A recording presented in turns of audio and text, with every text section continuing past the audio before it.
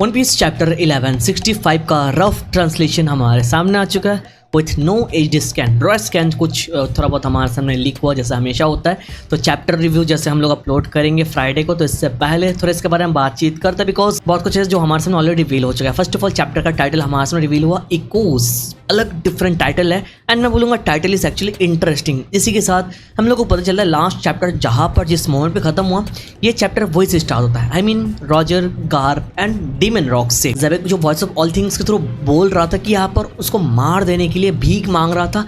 ये सुनने के बाद गार्प रॉजर को पूछने लगता है कि रॉजर क्या तो वही सुन रहा है जो मैं सुन रहा हूँ। और आगे वर्ड्स सुनने के बाद गार्प रॉजर दोनों एक साथ मिलके डीमन ज़ेबेक के ऊपर अटैक कर देता है। And I am extremely sorry मेरे भाई, स्पॉइलर रीड करने के बाद मुझे लगा था कि दोनों ने मिलकर कंबाइन वन शॉट देके ज़ेबेक को खत्म किया, बट सिनारियो ऐसा नहीं है। आई एम सॉरी भाई, मैं गलत है। स्पॉइलर के थ्रू ठीक से सब कुछ पता चलता नहीं, बट ड्रॉ स्कैन देखने के बाद अभी मेरा दिमाग फट चुका है बिकॉज ज़ेबेक को यार गार्प रॉजर मिलके इतनी बार अटैक किया, लेकिन अटैक के ऊपर attack and every single attack लेने के बाद ज़ेबेक को कुछ होता ही नहीं।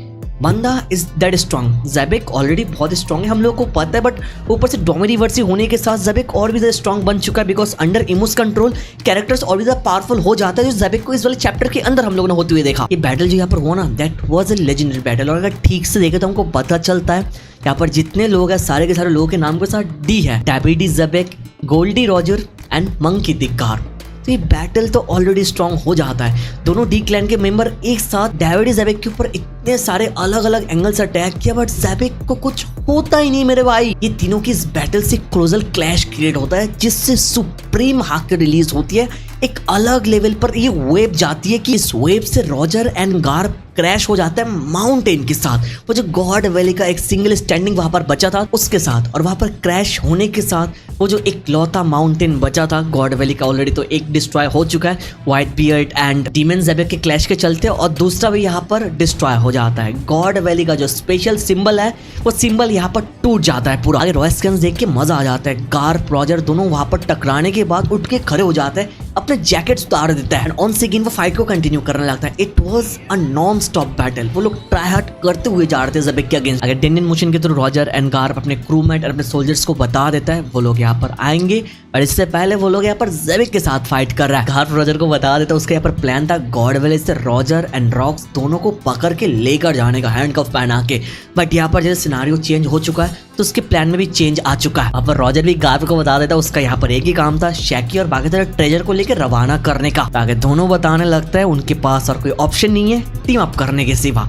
तो ये सिनारियो एक लेजेंडरी पैनल के थ्रू हम लोग देखते हैं जो देख के यार मजा आ जाता है। गार्प तो अलग ही मूड में था, वो बताने लगता है ये सब करने का मेरा कोई इरादा नहीं था, बट जैसे कि ज़ेबेक यहाँ पर पागल हो चुका है उसको यहाँ पर खुला छोड़ना सही नहीं रहेगा, उसको टेक डाउन करना ही पड़ेगा। इन सब के बाद आगे ऑन सेकेंड वो लोग फाइट के ऊपर फाइट करने लगते। लाइक फाइट का पैनल पूरे चैप्टर के अंदर बहुत ज्यादा है एंड ये देख के मुझे बहुत ही अच्छा लगा। नहीं तो यार स्पॉइलर रीड करने के बाद मैं थोड़ा डिसअपॉइंट हुआ था। मुझे थोड़ा बहुत लग रहा था कि फाइट के पैनल्स कम है बिकॉज भाई देखो इस फाइट के लिए बहुत लंबे टाइम से वेट किया। बहुत टाइम पुरानी बात है कि हम लोग गॉड वैली सुन रहे थे, तो ये फाइट अगर ज़्यादा नहीं होता तो यार हम लोग डिसअपॉइंट सच्ची में होते। बट यहाँ पर फाइट के पैनल्स बहुत ज़्यादा है जो देख के मुझे सच्ची में अच्छा लगा। ज़ेबेक वाज एक्चुअली बिल्ट डिफरेंट। इतनी बार अटैक करने के बाद भी ज़ेबेक को कुछ नहीं हो रहा था। इसी के साथ डोमिनिवर्सी के थ्रू और भी ज़्यादा पावरफुल बन चुका है। बड़े सारे सिनारियों के बाद भी हम लोग देखते हैं बाकी रॉजर पायरेट जो है शैकी को लेके वहां पर कुछ ट्रेजर्स को लेके वहां पर इस आइलैंड के बाहर जा रहा है। वहां पर रॉक्स पायरेट्स को भी ऑन दी अदर साइड देखता है। शैकी तो अनाउंस कर देता है ये रॉक्स पायरेट्स का दी एंड है, वो लोग सब लोग अलग अलग होने वाला है। वहीं पर हम लोग कायदो और बिग मॉम को एक आइलैंड के अलग ही कोने पे देखते हैं। वो लोग वहां पर बहस कर रहे थे वही डेविल फ्रूट को लेके। कायदो वाज सेइंग कि वो अपना एक अलग ही क्रू बनाएगा जो वायलेंस के ऊपर वायलेंस क्रिएट करता हुआ जाएगा। बिग मॉम वाज सेइंग कि तुम्हारे डेप्थ पे है डेविल फ्रूट की वजह से। लाइक वो लोग यहाँ पर एक भी सिंगल लाइन में ज़ेबेक का नाम लिया नहीं। वो लोग अलग अलग हो जाते हैं, आइलैंड के एक अलग पार्ट पे जाके बात करे तो और अलग अलग होके यहाँ से चले भी जाता है। कैप्टन को मरने के लिए छोड़ दिया, स्टिल कुछ लोग इस चीज को डिफेंड कर रहा है। भाई तुम लोग अंधभक्त हो। आगे हम लोग व्हाइट बियर्ड को भी एक अलग ही साइड में देखते हैं गॉड वैली के। वहां पर वो पोलोग्राम नाम के एक पायरेट से मिलता है, वो पोलो पायरेट का कैप्टन है और हमारे सामने रिवील होता है ये मार्को का बाप है, जो देख के 100% लग रहा है भाई सेम टू सेम है। आगे मार्को का बाप व्हाइट बियर्ड को बताने लगता है यू आर द वन जिसने गॉड वैली के एंटायर पार्ट को डिस्ट्रॉय कर दिया सिंगल हैंडी। तो इतने स्ट्रॉन्ग है तुम व्हाइट बियर्ड ही हो ना, मैं तुम्हारा बहुत ही बड़ा फैन हूँ। ताकि पोलोग्राम व्हाइट बेड को बताने लगता है जैसे व्हाइट बेड के पास कोई शिप नहीं है तो वो दोनों यहाँ पर एक साथ मिलके काम कर सकता है। White bed was like that sounds like a pain, get lost. But हमको पता है आगे क्या होने वाला है, वो लोग एक साथ मिलके काम करेंगे यहाँ से जाने के। बट ऑन अगेन मेरे भाई जस्ट देखो व्हाइट बियर्ड हो जाए कायदो लिन लाइक उन लोगों ने अपने कैप्टन के बारे में थोड़ा जानना भी नहीं चाहा कि उनका कैप्टन यहाँ से बाहर कैसे आएगा और समथिंग कैप्टन के साथ हुआ क्या ये भी जानना नहीं चाहा, which is disappointing। बट चलो एक साइड से देखा जाए तो ठीक है, बिकॉज ज़ेबेक ने अपने क्रूमेट को डेवी बैक गेम खेल के लाया, उनके बीच में उतना बढ़िया बॉन्डिंग नहीं था। शिकी हो जाए, गांजुई हो जाए, कैप्टन जॉन हो जाए, कायदो लिन लाइक हुए, उनका सबका अलग गोल था। ज़ेबेक इतना बढ़िया कूल कैप्टन होने के बाद भी यार never care about Xebec for real. Spoiler में ये देखने के बाद मैंने देखा सच्ची में कुछ लोग इसको डिफेंड कर रहे थे भाई, लिटरली इस चीज को डिफेंड कर रहे थे कि कैप्टन को मरने के लिए छोड़ दिया, which is really weird। भाई अगर ज़ेबेक की जगह तुम लूफी को देख लो, ज़ेबेक की जगह अगर शैंक्स को तुम लोग लेकर, अगर ज़ेबेक की जगह तुम लोग रॉजर को यहाँ पर लेकर आओ, अगर वो भी डोमिनिवर्स में ट्रांसफॉर्म हो जाता, तुमको लगता है शैंक्स को छोड़ के चला जाता? नेवर। लूफी का क्रू लूफी को छोड़ के चला जाता? जोरो चला जाता भाई? Never bro. Gaban Rayleigh Roger को छोड़ के मरने के लिए चला जाता?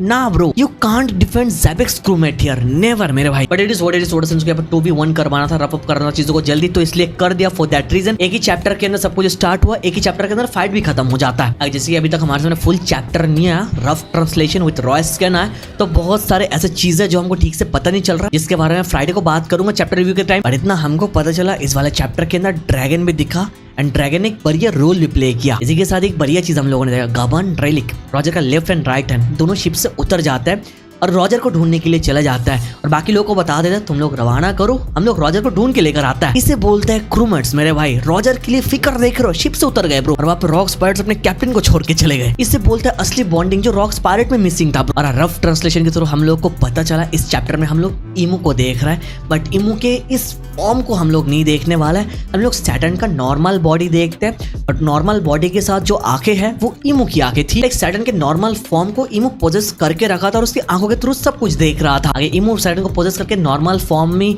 वर्ल्ड गवर्नमेंट के शिप पे बैठ जाता है और सब लोग को ऑर्डर कर देता है ये जो गॉड वैली है इसको पूरा एंटायरली एग्जिस्टेंस से मिटाने के लिए। इसी के साथ इस चैप्टर में इमू का रोल भी खत्म हो जाता है, इमू ने अपना काम कर लिया, वो टाटा बाय बाय हो चुका है। इन सबके बाद भी once again Garp and Roger versus Xebec तो चलता हुआ जा रहा था भाई।